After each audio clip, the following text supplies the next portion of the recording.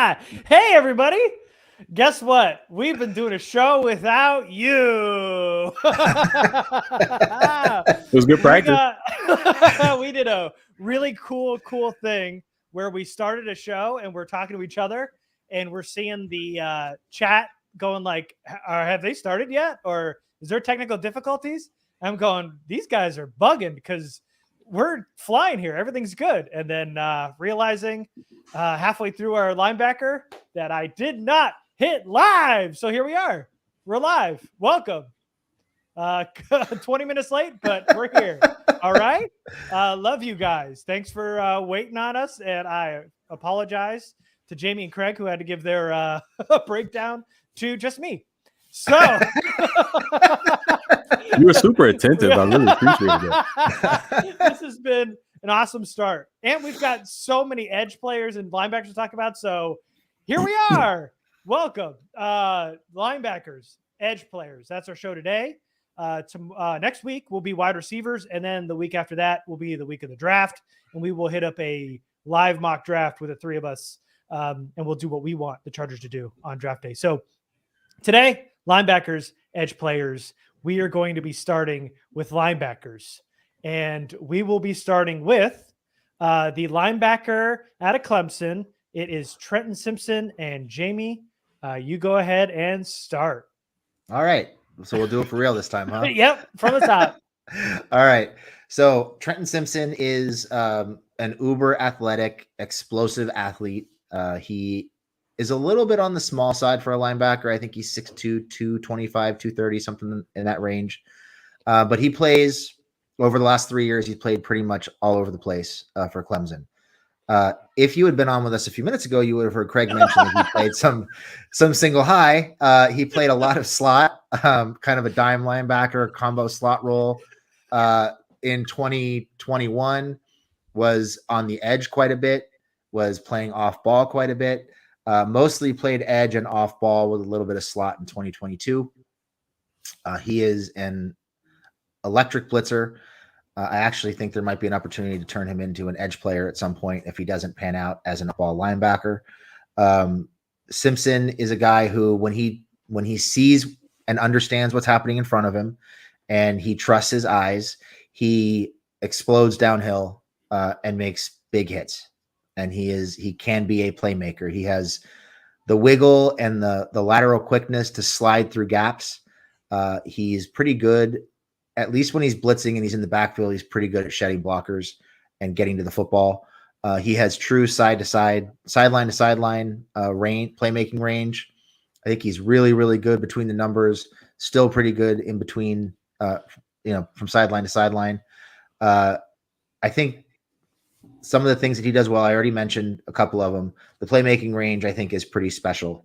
If the instincts catch up to the athleticism and the desire to make plays, it's going to be pretty special. Coverage. He is actually very good in coverage, and I think there's still room for improvement. But he has very loose hips, very quick feet, smooth back pedal. He can play zone. I personally like him in man coverage. I would not ask him to play bump and run or press because he misses the jam almost every single time, and then he's a couple yards behind. He's had some flashes of playing some Tampa 2 type where he's running down the field and breaks up passes in the deep middle, which is kind of fun to watch. Change of direction is about as good as it gets in this linebacker class. I think where he's lacking is instincts is a big one. He doesn't always trust his eyes. He can be a little bit late to trigger at times, and it costs him. And part of the instincts is the pursuit angles. The pursuit angles for Trenton Simpson can be a little shallow, a little aggressive. I think he trusts his speed a little bit too much, and he'll get beat to the edge. And he'll get beat to the edge by quarterbacks and running backs at times. And tackling is an issue. Tackles high, slides off of tackles. He'll launch himself at people. He's looking for the big hit pretty much all the time is Trenton Simpson. And there are just too many missed tackles on the tape. So for a guy who's getting, late first, early second round buzz, I see some of the traits that teams might like in him, but I think there's a lot of work to be done. And I actually would not be surprised if he winds up being switched to edge. I have a 76 on Trenton Simpson, which is like kind of a early to mid third round grade. I I think there's some things to like, but I think there's a lot of things that need to be worked on, and I would not take him in the first 2 rounds. I hear you. And if you guys are new here, we're just going to be covering the kind of consensus top 3. We know Trenton's going in the first, sometimes top 2, but we're top 3 in linebacker edge. We're going to do some sleepers. But Craig, now starting over for the second time, give us your review on how you feel about Simpson. Next verse, same as the first. Mm-hmm. Jamie, you had another chance. Oh, I missed it again. Go ahead. I'm not going to spoil it. I'm not going to steal it from you, man. Do it. Who is he reminiscent of? Hold on. Let me let me. Are we live? First, we're live. Okay. Are you sure? When we were just talking to ourselves, Jamie meant to make a comp for Trent Simpson. Craig made that comp. So then, as soon as we're about to go live, I go, all right, well, Jamie, now you could do the comp that you wanted to make since you missed it the first time. We get live. He missed it the second time. Craig's giving him a third shot here. Who is your comp for Trenton Simpson? I think everybody listening can probably figure it out based on the way I described him. Uber athlete, looks like a playmaker, low on instincts, tackles high, misses a lot of tackles. It's impossible to watch him and not think of Kenneth Murray. That's right. Low on instincts, high on tackling. Sounds about right. So, pretty much hate to have to echo a lot of Jamie's sentiments here, but I mean, it's the stuff that stands out about the kid. So, like, superb athlete, 4.43 40 at the combine, and you can kind of see it on the field. He darts around the field with ease. His athleticism kind of, and Jamie also mentioned this as well, the fact that he played in the deep thirds as safety, so he's another potential chess piece. It reminds me a lot of Isaiah Simmons, who was a former Clemson Tiger as well, the way that they moved him around the defense. Of course, he's smaller than Simmons was, probably a little bit more athletic and loose in the hips, but kind of served similar purpose there. Special sideline to sideline speed, so he'll run things down from the backside just because, there's really almost no field width that he can't cover. If you're going horizontally, you're going to be in trouble because he's probably going to run you down. Extremely agile, and those movement skills are used to kind of dance around blockers. So as opposed to taking them on and shedding them, which he's not all that great at, he can actually maneuver around them to make plays, but sometimes it takes him out of plays as well. And when we're talking about rushing the passer, he uses that length and special athletic ability, translates speed to power. So he's a bit of a menace there. And he's not a natural 3-down linebacker, so I don't think you want to put him in any singular role on the field. You definitely want to move him around, and he needs to be kept clean in the run game because of his lack of consistency with hands and balance to shed and make plays. The functional strength isn't great. I'm not sure what you can expect there from a guy who's not really built like an inside linebacker, though he mans the role. It's an issue, and it causes him to lose leverage battles when he's mixing it up with blockers on the inside. And his angles can be inconsistent. Jamie kind of alluded to that as well, and that will cause him to run himself out of plays. Instincts are just meh. They don't come anywhere near matching his athleticism. So he doesn't diagnose well in the run. He's much better in coverage than he is as a run defender. So that is something that he can add to a defense. The fact that he can play in space, particularly in zone. And he can kind of look lost in both at times because he doesn't necessarily read all that well. And his lack of discipline at the second level is exposed, especially against play action. He needs a lot of work as a tackler, way too high, and he can be muscled away from quite easily, actually. So when it comes to Trenton Simpson, he was okay, of course, because he's a freak athlete. I understand why people like him a ton. He wasn't one of my favorites, though, and I also have him graded as a 76, so a mid-third rounder. All right. Yeah, so we're all pretty much in the same boat. I would say the exact same boat. Because we all have the same exact grade somehow. I don't know how it happens. We don't talk about it, but here we are with Trenton Simpson. So, really, it's the fact that he's a souped up athlete as an off ball linebacker, even though he's kind of gassed up, something we haven't mentioned is his build. I mean, he's got the perfect muscular frame. He's got some room to grow. And something just seeing, and no, that's not me boarding a plane, that's somebody else. Simpson also, just some backstory, son of a military sergeant. He used that drive and discipline he was raised with to contribute right away at Clemson. I mean, as soon as he was a freshman, he hit the field and never took snaps away. So a kid that, from a good background, a leader. He's also a kid that plays with max effort, a guy that in the run game and the pass game. The issue is the instincts. In coverage, he does well in man. Jamie mentioned it. I don't know if it was in the first time he was talking or the second time, but at one point he had mentioned how Trenton Simpson, I don't know if you guys heard it or I heard it, but Trenton Simpson can do pretty well in man, but he struggles in zone.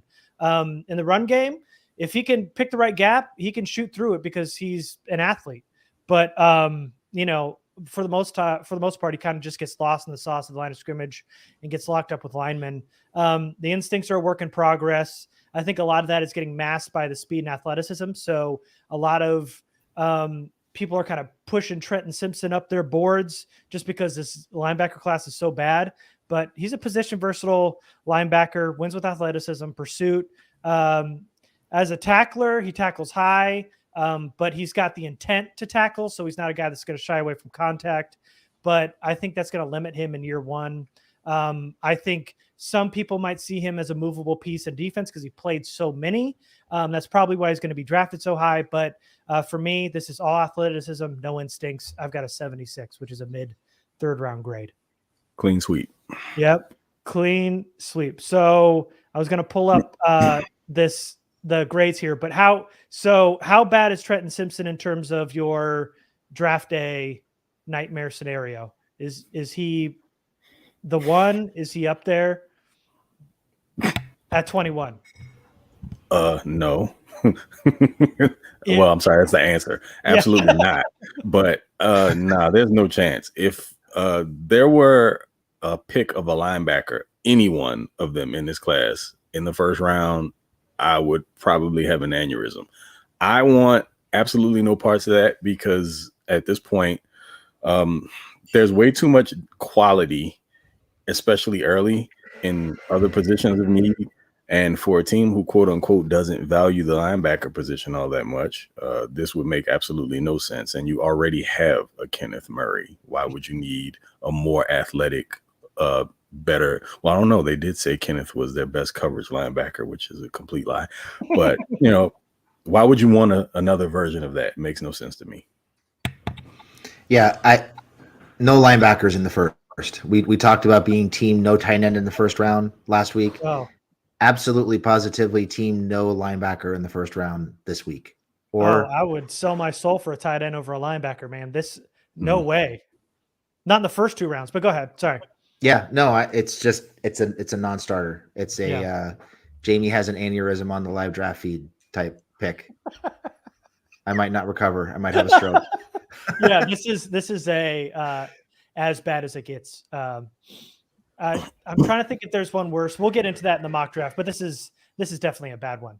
All right, so our next one here is going to be one that's being mentioned in the chat right now. And next, we're going to be talking about the man here, Drew Sanders. He is the linebacker out of Arkansas. He played 2 years as an edge rusher at Alabama before transferring to Arkansas. It's going to be an off-ball. At Arkansas now, he's an off-ball linebacker. A very good athlete with some serious range. He's got really good size for the position with really good length. He's a strong tackler too, which I actually liked after watching Simpson start and then Sanders to follow. His ability to get after the quarterback is his strength. He was a former edge player. He attacks the line of scrimmage. That's when he's at his best, is when he can go downhill and tackle the line of scrimmage. But he's only had 1 year of experience as an off-ball linebacker. So in that regard, he's a work in progress in a lot of respects. Instincts, somewhat hit or miss. In coverage, he gets stuck as a spectator in zone, much better in man. In the run game, can attack gaps, has his problems disengaging with blockers when they get his hands on him, but he's got some real versatility. And you could take that as he's a work in progress because he's only had 1 year and he's so far ahead. I mean, look, look how impressive he is as being in the conversation as LB1 in this class with only having 1 year as off-ball linebacker experience. So obviously there's a lot of room to grow. He's got versatility.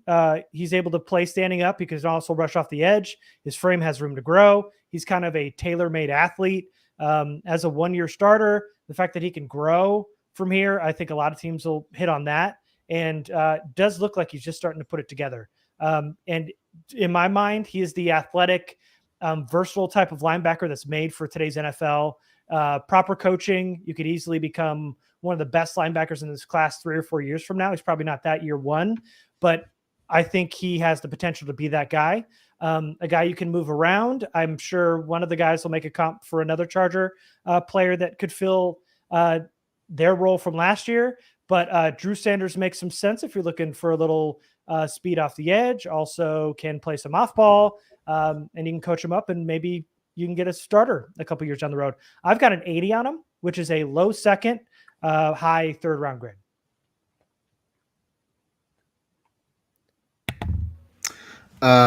I enjoyed watching Sanders. I'm a little lower on him than you are, but the things that I like about him is, stop me if you've heard this before, when he trusts his eyes, he comes downhill and he makes a big hit. And he's not somebody who's diving at tacklers. He's not somebody who's hitting people high. He squares people up, he wraps them up, and he blows them up. He does it in coverage. He does it against the run. He has the wiggle to get through gaps and penetrate. He's not overly instinctive as an off-ball linebacker because, like Garrett said, Sanders only played 1 year of off-ball linebacker. But where he is, I'll echo what Garrett said, where Sanders is as an off-ball linebacker after only playing 1 year there is actually pretty impressive because he can cover in man. He can be very effective against the run. There are times where he's just not sure what he's looking at and his feet get stuck. It happens a lot, like Garrett said, in zone coverage. It could also happen at times versus the run. There are times where he can get sucked out of position by misdirection, motion, various forms of window dressing, just because he's eager to get upfield and make a play. Sanders' strength, in my opinion, is rushing the passer. I think he has a chance to be a really good off-ball linebacker because of his athleticism. I think he has a chance to be a really, really good pass rusher because of his length and his athleticism, and he's just more instinctive on the edge, in my opinion. This is a guy who I probably wouldn't want him at 21, but if they were to trade back several spots towards the end of the first round, you might start thinking about taking somebody like him just because of he is actually versatile. Like he's actually good at more than one thing with a lot of room to grow. It's not just, oh, he's a great athlete, he'll figure it out. It's, you can see him already starting to figure things out. So I have a 76 on Sanders because he is a work in progress. But I think if you wanted to find somebody who could fill a linebacker and an edge role, somebody who could step in and really contribute off the edge right away and grow into a linebacker role, a la Kyle Van Noy, I think Sanders is a guy who would make some sense either at the end of the first or beginning of the second round. I think there's a lot of really exciting projection there for Drew Sanders. You know, he has the athleticism. You can see the keys and the instincts coming along. You can see him in pass rush situations. He's not just a blitzer. He's a legitimate pass rusher. I mean, he's got a bull rush. He's got long arms. He finishes when he gets home. He's a legitimate pass rusher, not just somebody who you send in the A gap to get to the quarterback. So lots of things to like. Greg? Yeah, so we're all in the same neighborhood on Drew. So as far as who he is in his build, he doesn't have ideal length as a pass rusher, hence the move to linebacker, but he definitely has the juice. He's a pretty decent toolbox. I saw a really effective bull rush, counter swim, and push-pull move. Where his lack of length is an issue as a full-time edge rusher, it actually works to his advantage as an off-ball guy because his arms are often too long or longer than guards on the inside, and he's able to get his hands on them first. And so he can use their momentum against them when attacking the run. So it works really well for him on the inside. super active feet in the run game. So he never really looks like he's stuck in the mud. Even if he isn't making a play, he's almost always in position to assist at the very least. I love the way he attacks blockers. The dude doesn't care to twinkle toes his way around contact. He actually invites it. So it was a nice departure from, you know, what we saw or what I saw from Trenton Simpson. And he has the skills to be like a hybrid edge off-ball pest in the right defensive set. So a good defensive coordinator will be able to use him to his full advantage and maximize that skill set. You can see all the tools there, but he's still really raw, of course, from only playing that 1 year at off-ball. And it shows in his ability to read and react in both the pass and the run game. He can be a little slow there, but there's room to grow because, of course, it's not, you know, something he's done naturally for very long. He can play a little high because he isn't the strongest guy in the world. He can also be washed out of plays by defenders who can get under his pads before he can get hands on them. Also, the athletic ability he has the athletic ability to be really good in zone or as a man-to-man defender. I'm not necessarily sure that I want him to have to mirror running backs and tight ends very often, but I don't think he doesn't have the athleticism to do it. He does look tight at times to me, and I think he tries to guess, and a lot of times he'll guess wrong. But I think all of that comes along with playing that position as an off-ball guy and, you know, adjusting as the years go on. So what is his true role going to be at the next level? Jamie kind of spoke to this a little bit. He can be a very good edge rusher. Of course, I wouldn't want him there full time, but maneuvering him around, is he going to be utilized as a defensive weapon? Is he primarily going to be an off-ball guy that you can kind of sprinkle in at times at edge? And I think we actually kind of had like a private conversation about this, and we mentioned it. And I hate the fact that Kenneth Murray's name keeps coming up here, but it's true. The way that Brandon Staley mentioned wanting to use Kenneth Murray as a weapon defensively at the second level, they can move around at linebacker and on the edge, is exactly what Drew Sanders can do, and he's proven it. This isn't a situation where they're taking a guy who technically shouldn't have been playing the position he was playing in college and then got pigeonholed into the same position in the NFL, and then when that didn't work, they just tried stuff with him. That's not the case with Sanders. Sanders can actually be deployed in that way and do it successfully. And for me, I think he'd be a really good asset there, which is like, I still don't want a linebacker in the first round, but if we traded back, picked up a few extra picks there, and there is a talent like that, I mean, I wouldn't hate it if it's a later first round pick or wherever the extra picks come from. If he falls even later than in the first round, into the early second or something like that, based on where you are with that next set of picks, I wouldn't hate taking him. Definitely still wouldn't be my first choice, but again, I like the way he plays. I like his demeanor. I like the way he takes on blocks. And as far as the grade is concerned, I have a high third round grade on him at a 77. Okay. I actually like Sanders so much because of his upside as a pass rusher that I considered cheating and using him as my edge sleeper. Tricky. I didn't, but I thought about it. That would have been cheating. All right. I have a hard time wrapping my mind around you guys saying that you'd have no problem taking Drew Sanders at the end of the first while giving them third. While I have a higher grade on him, and I would not do that ever. I just think that's way too rich. I think if you're trading back and you can collect like an extra second, maybe, but I am not spending a first round pick on any of these linebackers.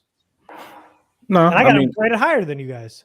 I mean, I'm with you. It's not something that I'm, jumping on the table about. It's just I could understand it because you can use him in more than one way. The fact that he has actual versatility and opportunity to grow with the type of talent and ability that he has, it makes sense to me. If they did it, I wouldn't love it, but I mean, it's not, aneurysm inducing.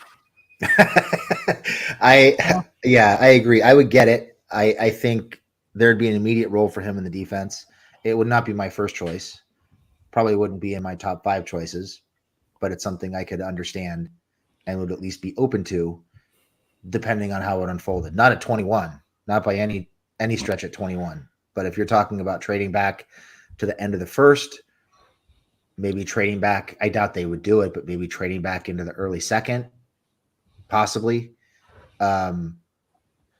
Not my first choice, but I think Sanders is going to be really good. I think there's a lot of upside there. I like him, even though I gave them the same grade.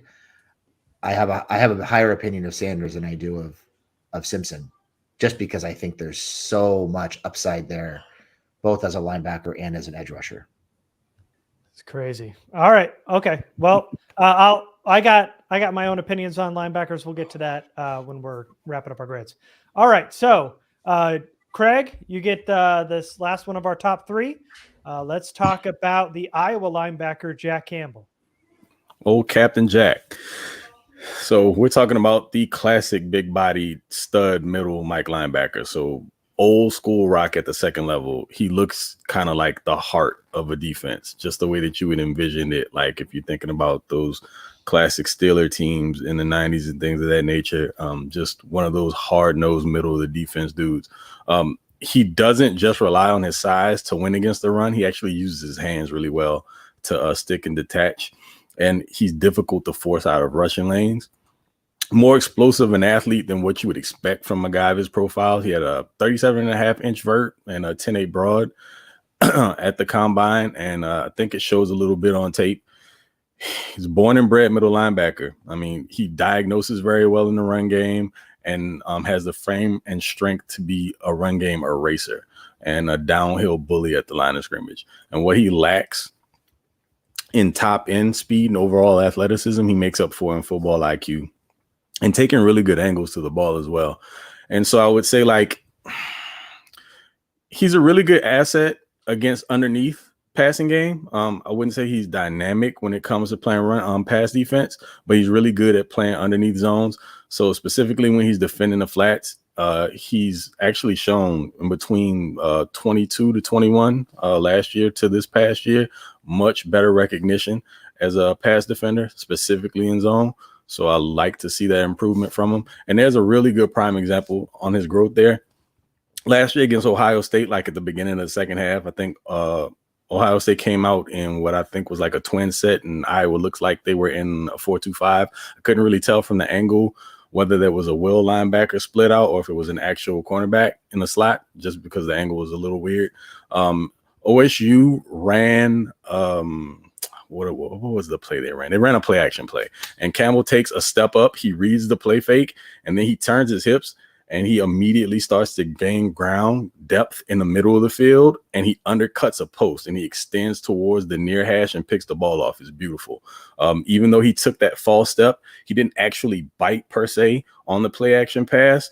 He just read his key, took one step in the direction of the back, who then, as soon as he spilled out after the fake was executed, he immediately turned and got depth. And the fact that he was able to kind of flip his hips and get upfield that quickly was pretty impressive. And he's also a very, very sound tackler. So when he hits you, the play's over. He was making contact with the ball carrier, and there isn't going to be much more ground game there. So, yeah, he's an above average overall athlete, but he's not exceptionally fast. And he doesn't have great sideline to sideline range. It's probably going to be the biggest knock on him. You don't want him manning up running backs and tight ends in space too often, because he's not very loose hipped or super fluid as a mover. He's primarily a zone defender against the pass. Like I said, again, you want him looking forward and diagnosing. You don't really want him trailing with his back turned. He'll get burned that way. He's just not that type of athlete. And he's not the ideal second level defender in today's NFL per se. He may need to be used as a blitzer or subbed out in 2-minute situations where the ball is going to be in the air a ton. I wouldn't necessarily want him out there manning the middle of the field in that way, in those situations. But, we talked about the fact that he kind of reminiscent of like a Leighton Vander Esch, although Leighton was a little bit better in pass coverage and a little bit better overall athlete. But when we're talking just a solid middle linebacker, a guy that you want hard-nosed in there that's going to aid in being better or helping your defense be better against the run, this is about as good as it gets, particularly in this class. And I like Campbell a lot. I gave him a low second round grade at an 81. All right. Jamie, unmute yourself. What are your feelings here? I'm in a similar boat with Craig. I think I think Campbell is a plug and play minimum 2-down linebacker in the NFL right now. He's built for it. Craig mentioned the instincts. He is the most instinctive linebacker in this class, and he may well be the most instinctive defender in this class. He just understands what's happening around him, and he gets good breaks on the football. He's physical. He's stoutly built. Like Craig said, he uses his hands exceptionally well. He's able to stack and shed at the second level and near the line of scrimmage. Not going to offer much as a blitzer. Good in zone coverage, and he can hit. Like Craig said, when he hits you, it's over. You're going down. If he gets his hands on you, you are going down. I think the things that you have to be concerned about with him is I think his playmaking range is a little limited. You know, we talk about Simpson and Sanders being at least numbers to numbers, if not sideline to sideline.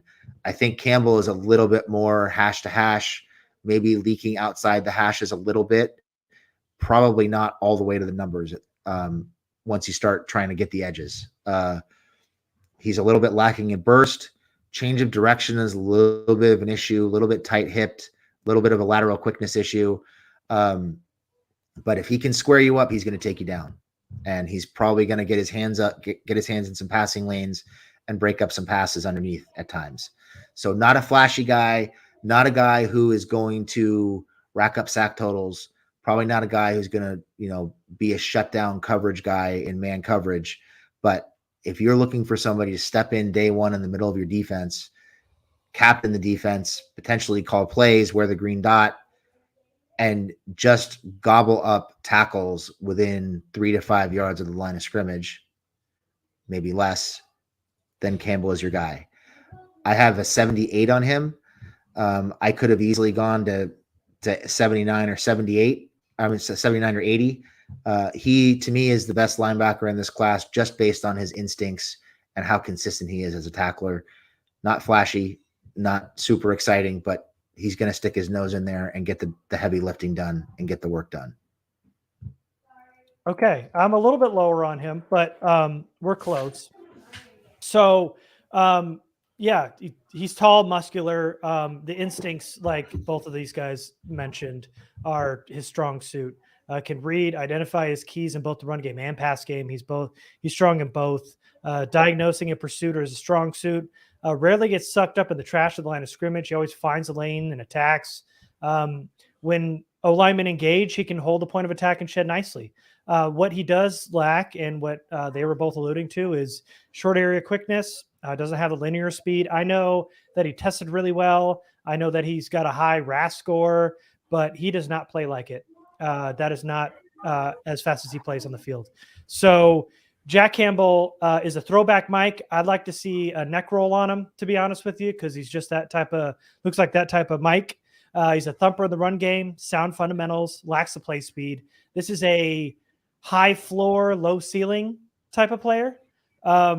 He is made for about a decade ago, playing for like a steel curtain, like a Steeler team, like a decade or two ago. But he is gonna be a guy who's gonna rack up so many stats. He's gonna get so many tackles, just like he did at Iowa. There's not gonna be a ton of splash plays, but he's gonna make a lot of tackles.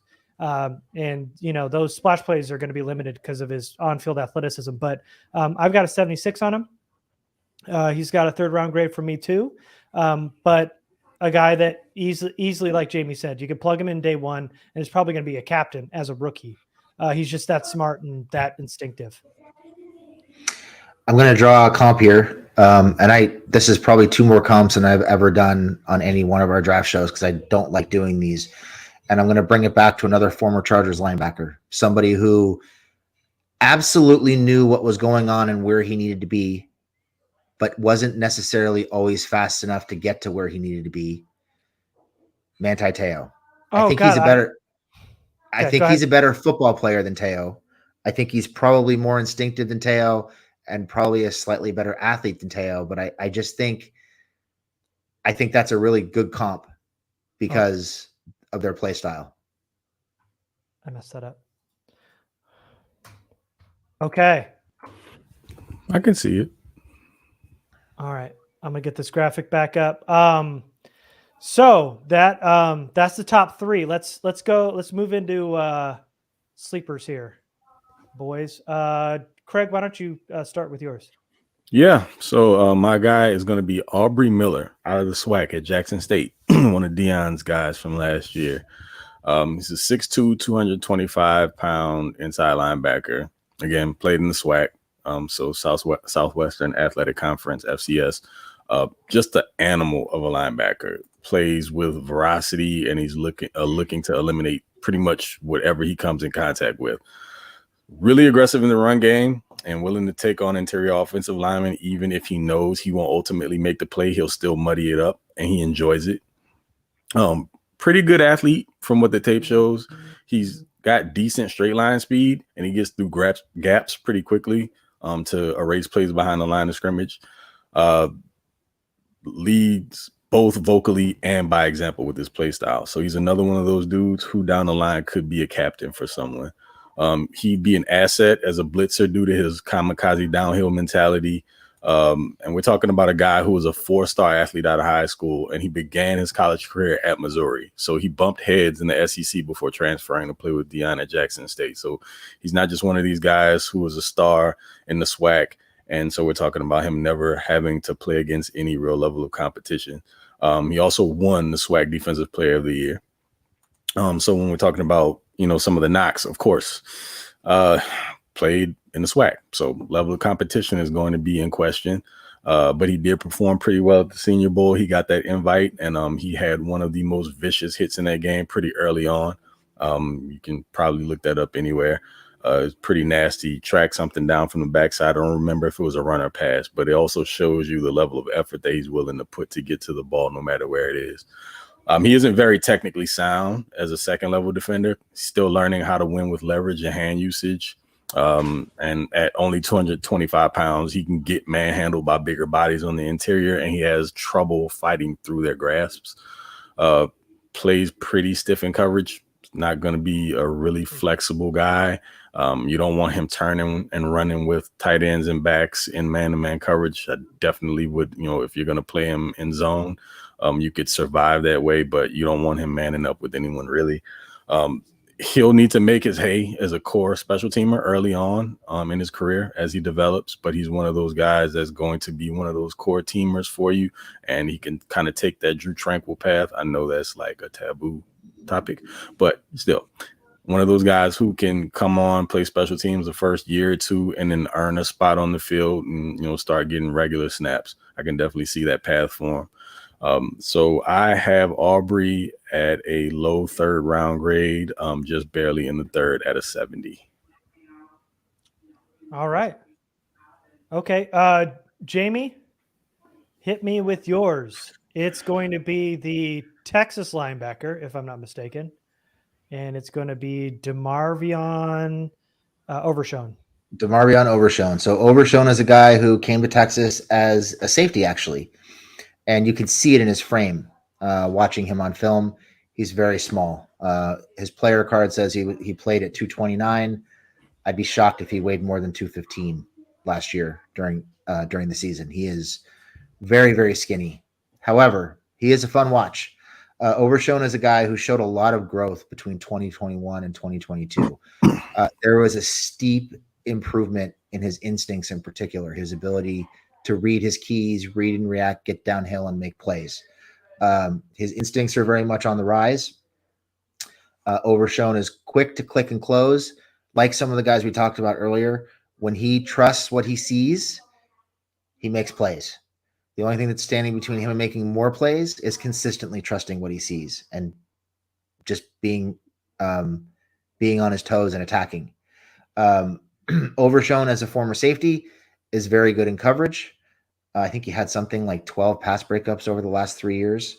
And he has legit playmaking range. He may not be, I don't think he's as fast or as explosive in pursuit as a guy like Trenton Simpson is, but he does have playmaking range. At the very least, he's numbers to numbers. He can probably range outside and make plays sideline to sideline. I think the knocks on him, like I said, he can be a little bit delayed in reading and reacting. He's only played linebacker for, I think, 2 years, if I'm not mistaken. And he is slightly built, so he's lacks functional strength. Block deconstruction can be a problem for him. He fights, but he sticks to blocks a little bit. He's going to have to use his hands better to free himself to make plays. And tackling is an issue. He thinks he's a missile. He likes to get a running start and launch himself shoulder first to people. He's physical and he's looking to hit people, but you'd like to see him wrap up. He definitely has the length to wrap guys up and bring them down.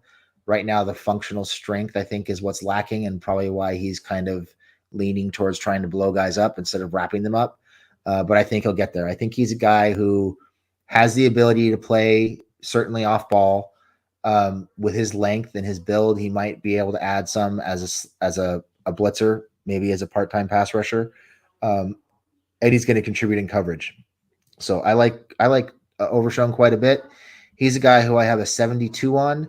So a late third, kind of a borderline third, fourth round pick. He's probably going to wind up being available in the 4th or 5th round.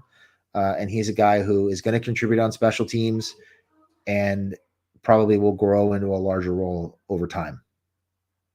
I love Overshown.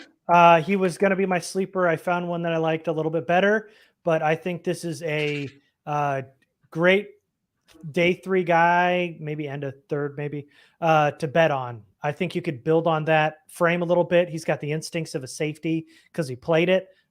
Love the violent intentions, even though he doesn't tackle all that well. I think it's all there and has something to build on, and somebody that you bet on late, like the Chargers haven't had some success with.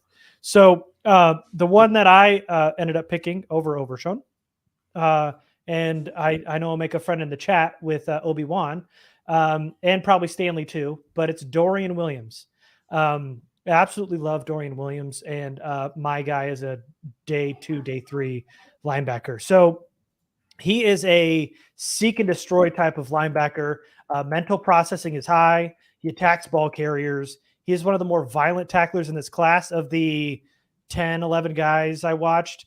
Probably the best and most violent tackler that I watched. Plays downhill in the run game, can really get after the quarterback as a blitzer, and he showed that he could be a playmaker. He had 27 tackles for loss, 9.5 sacks in 2 years, including 2 interceptions and 7 pass deflections last season. He was also a team captain and playing on special teams too. So a kid that can really build, that knows what he's doing at Tulane. Even though he played at Tulane, he was a captain and a guy that you want to put on your defense. I think he could start right away. He is undersized. The knock on him is he's 6'1", 228. So he can get washed out by bigger linemen, something he's definitely going to need to improve on. But he offers some serious range. He's an effective run defender, excels in zone. He is an athlete with instincts that helps him be around the football. This is the type of linebacker you bet on. Late day 2, early day 3. Guys like this.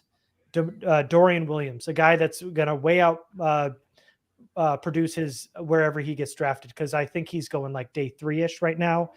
This is the way to go right here. Love Dorian Williams, and a guy I'm going to be targeting in my mocks when we do them, hopefully. So let's go ahead and talk about it. Let's go over our rankings.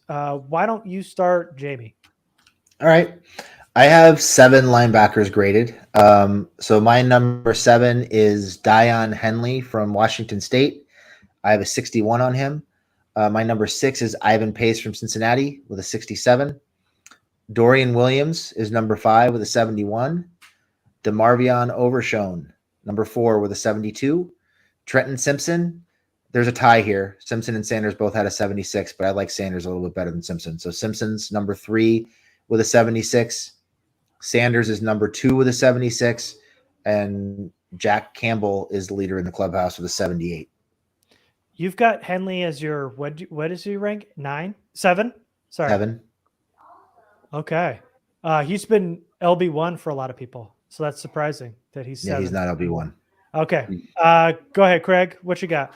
Yeah, so in looking at my list here, I just realized I flopped 2 grades. So looking at Aubrey Miller's name and gave him Dorian Williams' grade. Don't ask me why. It's later here. Anyway, so I graded 8 guys out. I looked at 8. So number 8 on my list, Aubrey Miller is actually a 67 overall at number 8. Deion Henley is at number 7. See, actually, there's a tie, 7 and 6. Got Deion Henley at 7 with the 68, and Noah Sewell with the 68 at 6. Got Dorian Williams at 5 with a 70, Demarion Overshown with the 71 at 4, Trenton Simpson with the 76 at 3, Drew Sanders with the 77 at 2, and Jack Campbell with an 81. All right. So I watched 9. I also watched Noah Sewell, and I think if he didn't have the last name Sewell, nobody would give a shit. If he was Noah Hoyle, he wouldn't be. Hey. Come on now. I'm just saying a name, no assistant. It doesn't matter the last name. I'm just saying if he wasn't Penny's brother, then he wouldn't be getting the hype he's getting. He was not good. Very disappointed. Number 9. Number 8, Ivan Pace with a 63. I got Deion Henley as my number 7 as well with a 64. DeMarvion Overshown with a 70. Dorian Williams with a 71 at number 5. I wish you guys would have watched him. I was pretty high on Henry To'oTo'o, linebacker at Alabama, with a 71.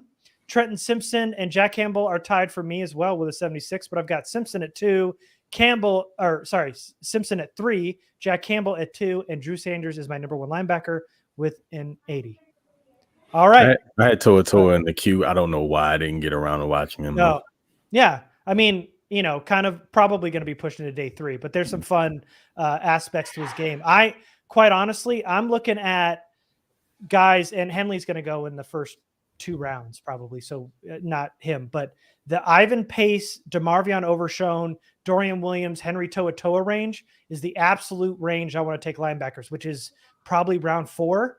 I'm looking top of day 3 for one of these athletic linebackers that you can put in right away. They can pitch in some spots here or there and have some abilities to be a starter down the road. I love that cluster of the tier 2 or 3, depending on where you're grading them, but probably it's day 3 linebackers.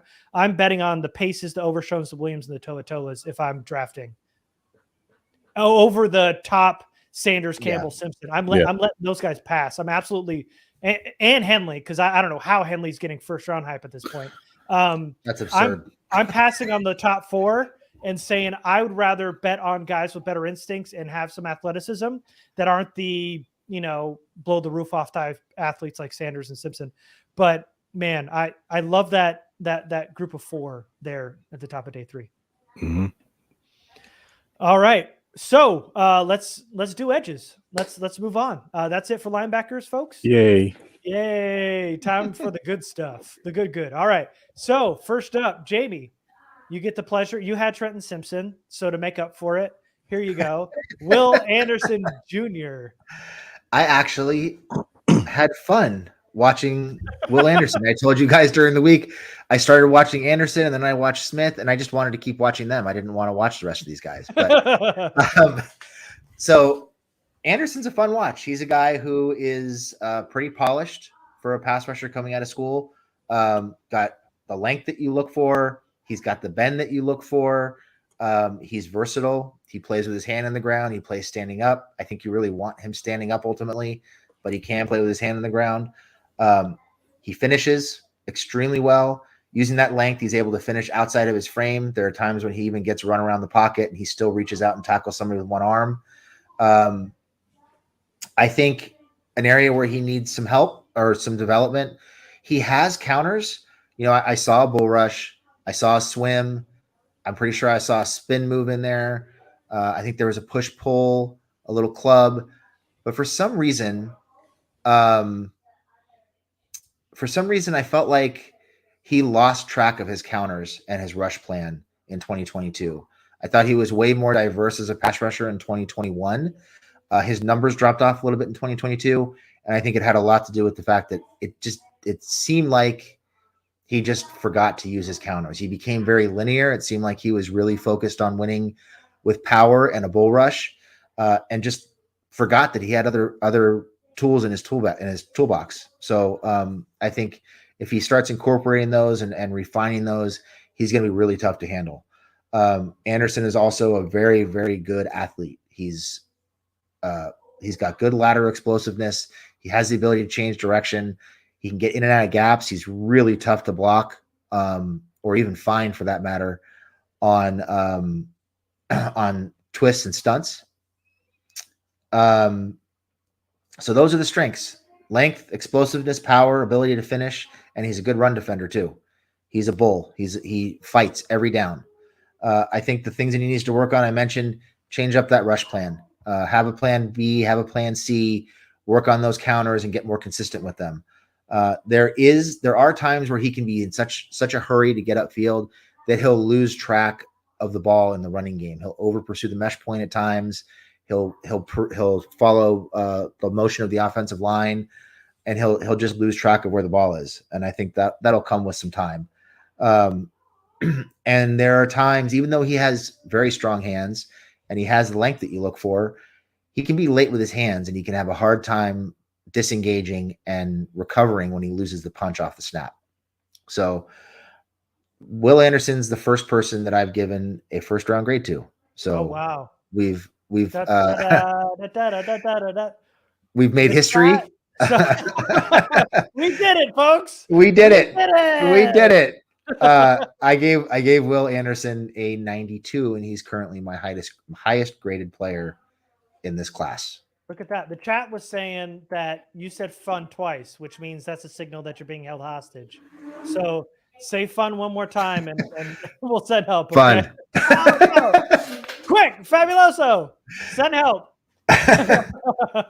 All right. Yeah. I mean, I'll go ahead and tack onto that because Will Anderson is a fun watch. A guy that while watching him consistently winning off the snap, if the ball's not going his way, if he's not getting tackles on the stat sheet, it's not going to show up, but he is winning consistently against the guy across from him. He's got excellent bend, sets him an edge, plays long, good play strength. He's aggressive. If we're nitpicking, I think as a tackler, he could be an ankle biter at times, but he is without a doubt a top 5 player in this class.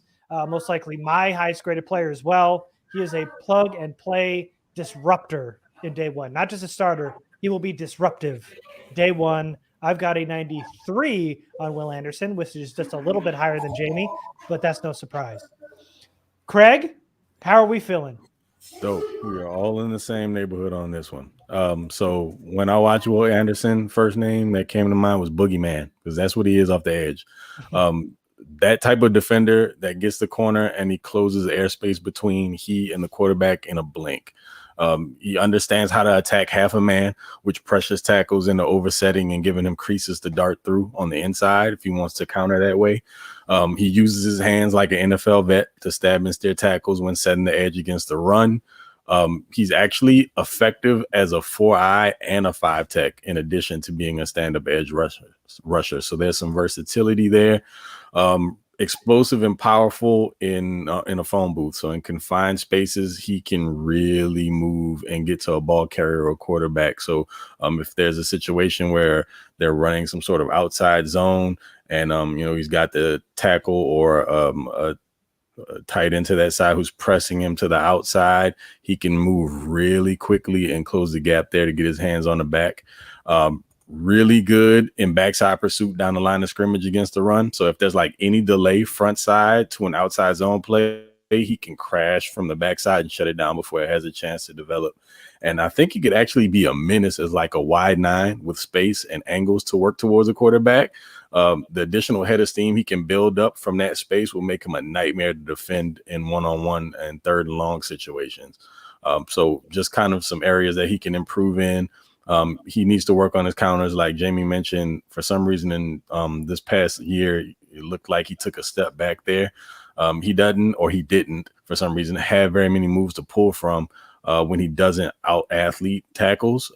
And for some reason, again, it was different in 21. It just seems like he took a little bit of a step back there. He can run a little hot and cold. Some plays, it appears as if he's like conserving himself, particularly against quick game and screens opposite his side. He's not the top end of athleticism as an edge rusher. He's not what I would call super bendy, and he can look a little stiff at times when forced to plant and change direction and work his way down the line of scrimmage. It's not a huge thing. It's kind of, nitpicking a little bit. He doesn't always show the best timing when attempting to convert speed to power, which is what he does best as an edge rusher right now. So he just needs a little bit more consistency there. But again, like picking nits. And I've got a first round grade on him as well. I'm a little bit lower than you guys at a 91, but same ballpark. All right. Let's get these grades up, because this is very important that we got our first. Is this the first one that we have? Everybody's got first round grades on? Yeah, I believe so. Yeah, it's my first round grade. So yeah, it's the first one. You're kidding. No, not kidding. Bijan was the closest. If I'm not mistaken, was it? No, Carter was the closest. Oh, okay. Okay. Oh boy. Okay. All right. Where is it? I just had it. Anyway, it's gone. Anyway, you guys remember the grades. Okay. Because I got to move on. All right. Next up, Nolan Smith from Georgia. Smith is explosive, and that's really the whole profile on him. Elite acceleration and play speed, fires off the line of scrimmage, chases quarterbacks and running backs. He's just always in pursuit. He's a rock in the run game, showed some nice coverage skills when asked to. Very instinctive, too. In the run game, he knows which lane to pick and how to set up his rush moves to help him as the game goes on. He is undersized. That's kind of the knock on him. 6'2", 238. But what I saw is he was able to use that to his advantage. He ducked under linemen. He can get skinny around the edge. Even plays with really good play strength for a guy who's a little bit lighter as an edge rusher, too. The thing that hurts him is when linemen are always the first to engage. So because they're just so much longer than him, it hurts him to disengage at times. But he's also coming off a torn pec, which may linger into camp, which has been a question mark during this process. And then he also recently got arrested for driving with a suspended license. He was speeding through a construction zone. But as far as a player on the field, Nolan Smith is an excellent run defender who is a hybrid linebacker that wins with explosiveness and is just starting to show his potential as a pass rusher. I've got a 87 on Nolan Smith, which is a high second. I know you're muted, Jamie, but whoever wants to go next. You're muted, Jamie. You just muted, you say. Smith is another one that I really enjoyed watching. Like I said, I did not want to stop watching him. Was very disappointed when I was told I had to move on. So Smith really, he has pretty much everything you look for in a young edge rusher. He's extremely instinctive, particularly as a run defender. For a guy who plays at 235, 239, whatever it is, he is ferocious as a run defender. He sets an extremely physical edge. He always knows where the ball is. You can see him turning and moving much larger offensive linemen from side to side, peeking around them, trying to find where the ball is. Extremely fast, extremely powerful hands. You can see him shock offensive linemen on a pretty consistent basis with those hands, which is pretty impressive considering he's smaller than pretty much everybody he's lining up against. The get off is about as good as it gets. Lateral quickness is really good. You can see him just squirt between gaps. He's too quick for guards to handle, strong enough to be able to take tackles on one-on-one. He knows how to get to the quarterback. He bends exceptionally well. There aren't a lot of counters right now. I think the hand technique is something that's coming, and there are times when he can struggle to shed blocks when he loses the punch. But he gets to the quarterback just fine the way he is. He's going to be deadly on stunts and twists. When he decides to slant from one gap to the next, he's almost impossible to get a hand on. Great contact balance. If he wants to get through that gap, the second he's even a millimeter across your face, he's gone. You're not blocking him. The biggest knocks on him really are, like Garrett said, he's slightly built and he's got the injury history. I love Nolan Smith. I think he's going to be an outstanding player. And it's funny because I'm going to steal a comp here, another comp. I'm going to steal it from somebody in our chat, from Duffy. Jeez. I'll give him credit. And this is somebody who I hated when he came out, and he ended up being much better than I thought he would be. but he actually reminds me of another former Georgia pass rusher, and that is Leonard Floyd. Or Leonard Floyd? Yeah. Mm-hmm. I hated Leonard Floyd when he came out because he was getting, top 5 first round pick consideration, and he had no counters and no plan, and he was just boring as hell, just an athlete. I think Smith has a better plan. He's more effective, and he's only going to get better with his skill set. So I have an 89 on Smith, just shy of a first round grade, but he's probably going to be one of the top 5 to 10 players in this class for me. He is outstanding, and he is a guy who, even though it's unlikely, fingers crossed he falls to 21. Mm-hmm. Craig? Dope. So another extremely fun watch. There's that word again. It's nice to be able to use it for a change. Yeah. So freakazoid athlete, we all know that. And that's only matched by his physicality and aggressiveness. It's very rare that you see someone at that size with that athletic profile that has that type of temperament. Elite first step explosiveness that will keep even lighter footed tackles on their heels and forcing them to overset. He's got a really good mix of both power and finesse moves en route to the QB. Despite his size disadvantage on the edge against some of Earth's largest human beings playing tackle, he's very good at maintaining leverage and setting the edge against the run. Displays some impressive functional strength when stacking and shedding against tackles and tight ends, and he handles being chipped pretty well. He'll, like a lot of these other athletic guys, corral plays down from the backside, kind of has like that LeBron James patented chase down block thing where he stalks opponents and, he'll allow them to get a little bit of depth. And when they start kind of angling wide to hit the outside, that's when he really turns it on and he catches them before they can really make any real progress. Excellent balance and hip flexibility to bail from the edge and into underneath zone coverage. So it's another way that he can be deployed. He's such a great athlete that he can stick at edge and then get out in coverage in a hurry. He has the versatility to reduce down inside on obvious passing downs and wreak havoc on shorter arm guards by speeding up the QB's clock internally. So again, love everything about Nolan Smith from the time that I got to spend watching him. Didn't want to stop either. It sucked that, he got hurt last year. Wish there was more tape on him there. I'm sure probably be even higher on most people's boards from that. For as amazing of an athlete as he is, he was a little slow off the snap a few times more than I would have liked to see. That could just be a timing issue, something that can be worked on. He doesn't presently have like a very wide array of pass rushing moves, but Georgia's defensive scheme didn't exactly like call for him and giving him the freedom to pin his ears back and get into the backfield. They were more about, being physical against the run first and being assignment sound. So he had a lot of contained responsibility and edge setting, as opposed to just kind of, again, pinning his ears back and getting after the quarterback. My question is, how will he hold up at his size full time in an out front as an edge guy? So, other than that, there isn't a lot. He had the injury that he was coming off of. And again, the size maybe, but he doesn't play to his size. He plays much bigger. Loved what I saw. And think he's going to be an exciting guy at the next level. I have an 86, so just above a mid-second round grade on Nolan Smith. Okay.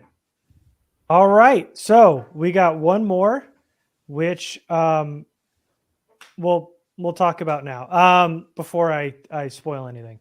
All right. Next one up. Craig, let's talk about the man. Yeah. So Tyree Wilson, Texas Tech. We will not be using the term fun for this because it wasn't. And honestly, this is one of those guys that I was a little surprised is getting as much hype as he is because I don't really see it. So let's start off with the size: 6'6", 271. Really long arms, 35 and 5/8. Decent hand size at 9 and 5/8. So he's got like a freak show build with stretch Armstrong limbs. So it looks really nice, right? You see him standing on film on tape. He's kind of towering over guys. He looks the part. He's going to overwhelm offensive tackles and tight ends with length and power. When he plays with proper technique, there's almost no getting hands to his chest plate and latching on.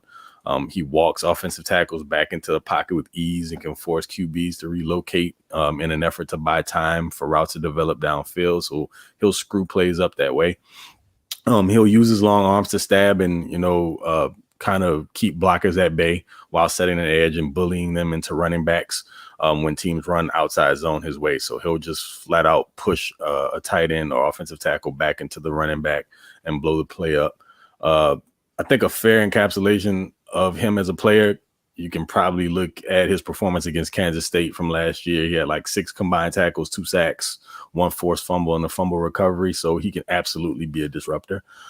Now for the not so great stuff. I don't see the get off that I kept hearing people talk about for months. So before I had an opportunity to physically watch him, all I kept hearing was all these tremendous, attributes. And one of the biggest things were his get off.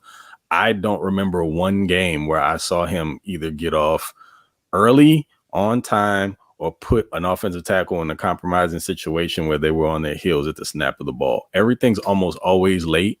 And he wins because he's just bigger and longer, and he can utilize that power to, affect plays and get into the backfield in that way and throwing tackles off. But when it comes from, just an explosive standpoint, I don't really see it at all. He's not very bendy off the edge. And again, he's winning with power and length. So if you're looking for a loose, twitchy athlete, this really ain't your dude. Looks like he forgets that he's 6'6" sometimes, and he comes off the ball pretty high and exposes his chest, and it pretty much costs him leverage immediately. And where are the moves? I mean, I just don't see them. If an offensive tackle can withstand that bull rush and anchor down, Wilson's pretty much cooked. Like more often than not, he'll lose a rep and get bailed out just by his length, which still might allow him to make a play if a back or quarterback is in his general vicinity because he has a long wingspan, just crazy reach. So he might still be able to affect a play that way. But outside of that, from a technique standpoint, hand usage, I just don't understand it. And I think teams are just falling in love with the tangible stuff, from a size perspective. But as far as the player and his on-field ability, I mean, there was a lot to be desired left there. I just don't get all the top, 8, top 7, 8, top 10, wherever it is, somewhere within the top 10. I don't necessarily get the hype for him there. So I had an actual 81 low second round grade on Tyree Wilson. I know that's not popular opinion, but I don't care. Jamie, he's about to blow you out of the water. I bet you anything. You muted yourself. Yes, I'm about to blow him out of the water. So Wilson, he was boring. I don't really know how else to put it. Yes, he's big. He's an impressive frame. He can win with power. He can drive people into the backfield. So his strengths are the length and the power. When he's in the general area, he can get his hand on somebody and bring them down because of his length. He does have some pretty surprising closing speed from the backside on running plays. And I did see an inside stab and a swim move. He'll set up the swim move with a stab after winning with the stab a couple times. He'll kind of feint the stab and go with a swim move. That's it for counters. He's 6'6". Like Craig said, he has a tendency to pop up and play almost completely upright. There are other times where he will just lean on people, bend at the waist, and lean into them. I saw a couple tackles pull the chair out from underneath him because he was leaning on them. He spends way too much time on the ground for a guy his size. Contact balance is a little bit iffy if he's not playing with proper technique. He's stiff and he lacks bend. There's no rush plan at all outside of I'm going to push you back into the quarterback. Kind of an alarming lack of counters. And he pretty much exclusively wins with effort and power. There's not a whole lot of burst around the edge, not a whole lot of bend. There's nothing really to get excited about. I have a 74 on Wilson. Oh,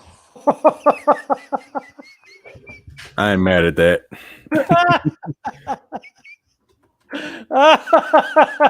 Jamie. Oh man. Whew. Okay. All right. Well, so I'm more in the Craig range than I am the Jamie range. Wilson is all length. Now we talked about it, but I mean he looks like Slender Man on the field. It's tall, long arms. He's crouched over. He uses those long arms for leverage of the run game. Also, he can get contact first with that reach. He's kind of that built in a lab type frame, which is awesome. I saw him convert some speed to power with a bull rush. Unfortunately, he's really slow off the line. He doesn't have a real plan of attack when he's rushing the quarterback. He plays too high, like Jamie was talking about. I think with teams, they're going to see this kind of physical specimen and think that he's got the highest ceiling with the frame and the explosiveness and, well, at least when he gets ramped up, the length. But the pass rush moves are still a work in progress. What he can do is help in the run game right away. I think his length makes him disruptive at setting an edge, getting in the backfield, creating leverage. But I think some teams are going to see him as a Chandler Jones type projection.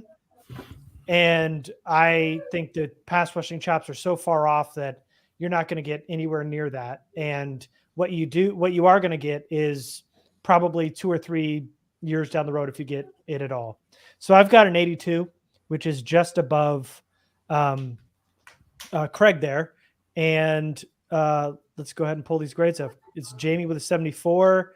It is Craig with a 81, and I have an 82. I can't imagine taking this guy in the top 10. Can't imagine it. I would not, but man. Whew, okay. Somebody's gonna fall in love with the length, man. I don't know. Length and the power. Someone's gonna love it. The other thing that concerns me about him too is there's lots of talk about him still adding weight to his frame and getting bigger. Yeah. And he's already kind of stiff and top heavy. I don't know that I would want him adding too much weight. Whew. All right. Well, let's move on to sleepers. Jamie, since you roasted Tyree Wilson, let's talk about somebody that you do like. At least my sleeper is kind of a developmental guy, somebody who needs some work, but can come in and at least contribute right away. And that is Clemson pass rusher KJ Henry. Henry for me is a guy who has pretty strong hands. He's got a good punch. When it's on time, it's really good. I think the instincts are really good, particularly against the run. He fights. He's really tenacious at the line of scrimmage. The change of direction and short area quickness are really, really good.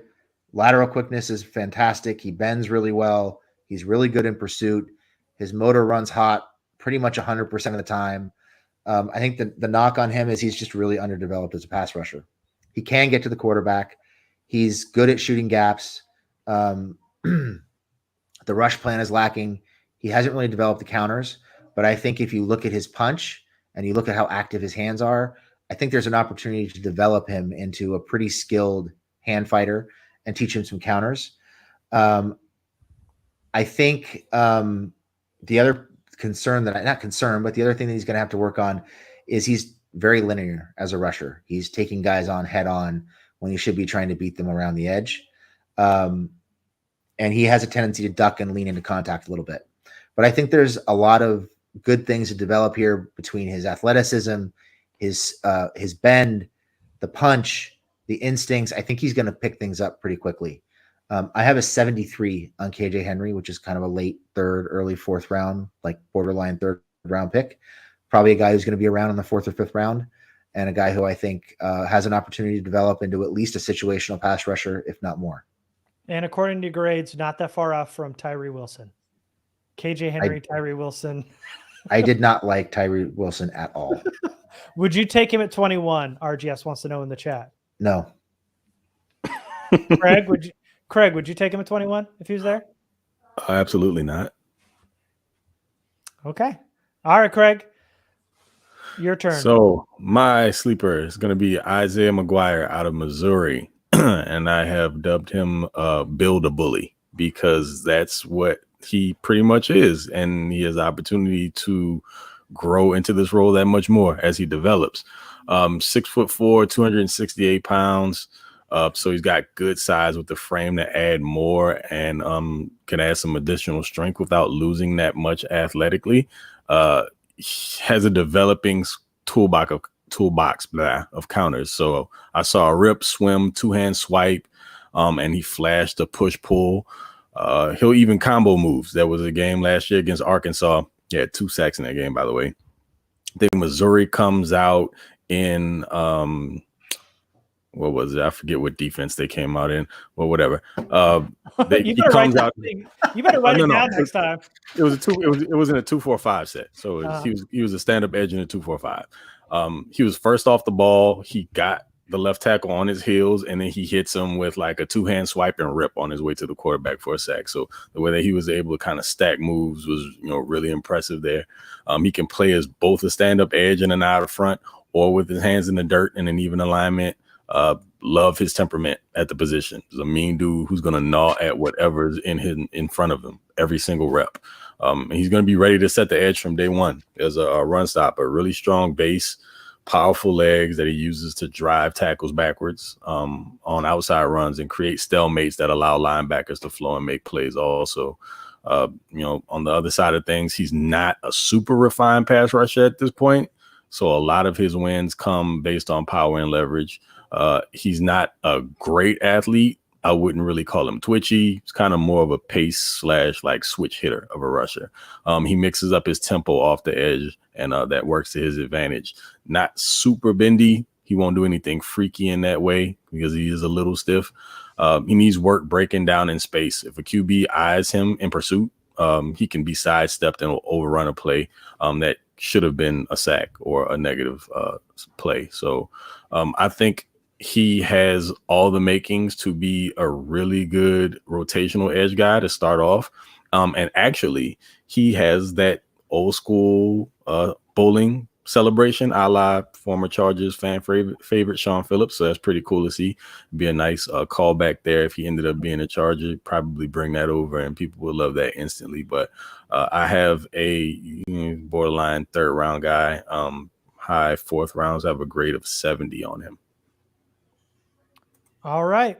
Okay. Which means it's my turn now. And my sleeper, Obi-Wan, we're friends, I guess, or you're in my head.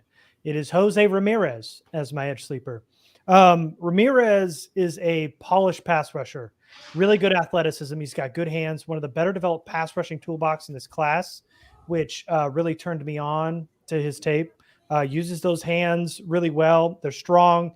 He uses them to win off the snap. Also creates turnovers, gets his hands in passing lanes, plays with power, and is relentless in the pass game and the run game. The knock on Ramirez is that he's undersized. He's only 6'1", 242, which in the run game hurts him when he has to anchor, can get ran over by bigger tacklers if they get a full head of steam. But Jose Ramirez has the athleticism and skill set to win in the NFL. The size holds him back a little bit, but I think he got better every year in college, used his size to his advantage. I think there's still some potential to grow there as a situational pass rusher early on, but Ramirez is a nice day 3 option where you bet on the speed and the skill set. I've got a 65, which is a mid 4th on Ramirez. And I think a guy that you could easily get as a in day 3 that I think could help as a situational pass rusher. And I know I hear Abdullah in the chat, but that didn't really feel like a sleeper for any of us, so we didn't choose him. All right, so let's go to the rankings. What did I say that? Oh, okay. All right, let's go to rankings. How many did you guys watch? By chance, a lot. I did 12. I have 9. I'm an overachiever. I got 14. Oh, damn. Yeah. All right. So Jamie, you got 9. Let's go. So my number 9 is KJ Henry with a 73. My number 8 is Tyree Wilson with a 74. Derek Hall from Auburn is my number 7 with a 75. Lucas Van Ness is number 6 with a 76. Will McDonald is number 5 with a 77. Keon White, number 4 with an 83. Miles Murphy, number 3 with an 85. Nolan Smith, number 2 with an 89. And my lone first round grade so far, number 1, Will Anderson with a 92. Did you watch BJ Ojolari? No, I didn't. Oh man. Okay. All right. Fine. Okay. Craig, what you got? Yeah, I did watch BJ Ojolari, but Okay. it sounds like we might be a little different on him. Well, no, I was just. Oh, Anyway, okay. go ahead. Cool. All Because right. he's part of that group that I was going to talk about. But go ahead. Roger that. All right. So at number 12, I have Isaiah McGuire with the 70. At 11, BJ Ojolari with the 73. At 10, Felix Anaduke Uzoma, Kansas State with the 75. Got Keon White at number 9 with the 75. So both he and Uzoma are tied. Got Isaiah Foskey at number 8 with the 76. Derek Hall at 7 with the 78. Got Will McDonald and Lucas Van Ness tied at 80. So 6 and 5. Got Tyree Wilson with an 82 at 4. Got Nolan Smith at 3 with an 86. And also tied with Miles Murphy at an 86. So that's both 3 and 2 for Nolan Smith and Miles Murphy. And number 1, Will Anderson with the 91. Okay. All right. Number 14, Jose Ramirez. Number 13 is Andre Carter, the Army Edge with 70. Yasir Abdullah with a 71. Isaiah Foskey with a 73. Tuli Tuipaloto with a 76 at 10. Felix Anudike Uzama with a 77. Lucas Van Ness with an 80. Will McDonald with an 82. Tyree Wilson with an 82. Keon White with an 83 at 5. BJ Ojolari at 83 at number 4. Miles Murphy with an 84 at 3. Nolan Smith, number 2 with an 87. And Will Anderson, 93. There we go. Okay. I think we did it. Garrett, did you have Ojolari on that list at all? Yeah, he's number 4. Okay, sorry. I don't know why I missed that. That's all right. Same grade as Keon White for me. So, all right. So it sounds like we all like Lucas Van Ness a lot less than everybody else. I've got him as my number 8. He's my number 6, and I would not touch him at 21. No, 5. Same. I don't get the hype. He's a high effort motor guy who tested really well. And it's just one of those names that I feel like I didn't start hearing until like midway through the draft process. It's just one of those dudes that gained steam. That once I watched him, I didn't understand it once I saw tape of him. Mm-mm. I actually think he might add some muscle and wind up playing inside. I think he's going to be more of a pocket pusher than an actual pass rusher. Mm-hmm. This was the Karlaftis argument last year, and I thought Karlaftis could rush off the edge. Van Ness, I saw some Karlaftis comps. No, the hands are not even close, but push him inside. I think that's the only reason why they comp him, because they felt like Karlaftis was kind of a tweener, inside-out guy, but Lucas has got to go inside. He just doesn't have the pass rushing chops to hang outside. Totally agree. I can't. Yeah. That first round talk for him is crazy to me. So Will Anderson's not making it to 21. Nolan Smith at 21. I'm on board. Everybody else on board, yes. Craig? Yeah, absolutely. Yeah. Okay. If he were to fall that far, for sure, you do that. Miles Murphy. How are we feeling about Miles Murphy at 21? I'm in. Yeah. That's another one of the, top 2 guy. You can't pass that. Okay. So then after that, I've seen BJ Ojolari and Keon White at 21-ish. Anybody object to those 2? Because I do. Not at 21. It's another one of those trade back scenarios. And Stebbins, I see you about Keon White. Look, I have my reasons. We can talk about that offline. But I don't dislike Keon White. There's just something in his game that bugs me just a little bit. But if they were to trade back and take a Keon White, I know the grade doesn't necessarily reflect that. But if they were to trade back into like the late 20s and he's there and you're talking about like an end of the first round dude, I wouldn't hate that. There's just one thing that needs to be fixed that bothers me a ton. I thought you were going to say you knew him and knew something about him. Nah, no sex tape or anything like that. You don't know anything about White. Yeah. All right. And you didn't like Ojolari. No, not very much. He just kind of seems like he almost feels maxed out to me. I see the athletic ability, but I don't know if the ceiling's that high on him. From what I remember watching on film, it was a little worrisome because I thought there was going to be more to him when I watched, and he didn't blow me away the way that I anticipated he would. And again, I've watched him a lot, just being a guy who follows LSU, and even watching some of those games back, he wasn't as much of a game wrecker as what I thought he was live. Yeah. There's parts of Ojulari that I like. It seems like he was their closer, man. Anytime they needed a big play, Ojulari was always there watching him. But I think the cutoff is if Anderson's not there, Nolan Smith, Miles Murphy makes some sense at 21. Ojulari, White do not. I would not take Tyree Wilson there. Will McDonald getting some top 20 hype. I would not. He's number 7 behind Ojulari, White, and Wilson for me. So I wouldn't go that way either. You guys? No, I wouldn't take McDonald. I have a 77 on him. I would not start talking about him until end of the second. I think he's a guy who I had high expectations for just based on what everybody's talking about.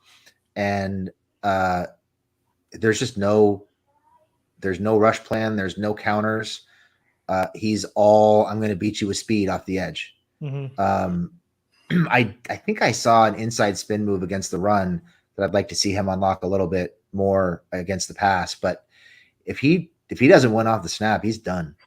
And I think there's a lot of work that has to be done with him, with his hands, just understanding how to rush the passer outside of being an athlete. And I would not take him that high.